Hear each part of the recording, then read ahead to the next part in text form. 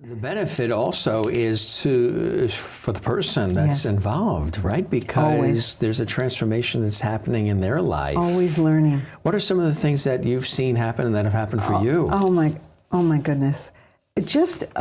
I have had people, again, who have sort of when they first start out, they love their animals, but the animals are sort of distant. They're taking care of them, but it's sort of a distant feeling. And then as they learn more about the animals, and of course they, have certain problems with the animals, and we find out what's going on from the animal's perspective, people start to go, oh my gosh. And they start to realize the spiritual nature of the animals and their own spiritual nature. So you get people who you can almost see the cages breaking, the bars of their own cages breaking. And I'll have horse people who were trained to use force on horses in ways that the horse is objecting to. And when they find out, and the horse gives a program. I mean, I've had horses tell me, if you work with me like this, I'll be happy to work with you. I'll be happy to jump and run. I love to jump and run. But I don't like it when you're jerking back on me or digging your heels into me or your body is tense. And they give the person a whole program. And I'll tell you that what happens to people, they just change and they start teaching people. Some of these people are advanced people teaching dressage or teaching other people. And they start to shift and they go, let's approach the horse differently. Let's listen to them. Right. And the change in the horses, I mean, over and over again, I see the changes and they just do so much better. And they have hurts too. I'll give you an example of one horse. The person was wanting to sell the horse. And she had had the horse for a certain amount of time and she wanted to sell the horse. She wanted to do another kind of activity that this horse wasn't good at. Okay, well, here she's about to sell the horse, but the horse gets very, very ill.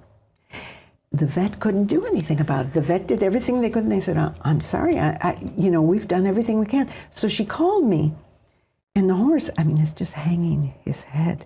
And he says, I love her, and she doesn't love me. She wants to get rid of me. And so I said, the horse said, if I get ill, she won't get rid of me. She won't be able to get rid of me because nobody will want to buy me. Right. And the horse was so sad. That was part of the illness. The illness. Just tremendous grief. And the person was like shocked. She was like, I can't believe this. I can't believe that a horse could feel this much. I mean, you could see her whole world was kind of shifting.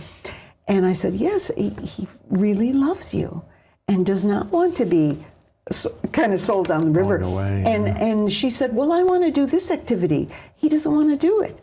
So I asked the horse, and the horse said, well, we can do this. I can't do that activity. I'm not built for that. I don't like it. I don't like to jump, etc. But we could ride together. She likes to ride. And anyway, we worked it all out, and the person decided not to sell the horse, and she actually shifted so that they developed a new career together. So people shift too. It's not just the animals shifting. Of course, the horse got happy and lifted out. The horse was not ill anymore. Right. And they had a life together. So this shows that the work actually helps with misunderstandings, behavior problems, psychosomatic situations in relation to illnesses and injuries, right? It's quite amazing what changes. And again, you always refer to vets because vets have their job. That's what their work is about. Right. And so, but many times people refer to the vets and the vet finds, well, the animal's still not getting better. And then we find out that there's other things going on with the animal that need to be addressed. Yeah. Again, on the emotional end, on the spiritual end, that can't be addressed necessarily by physical means.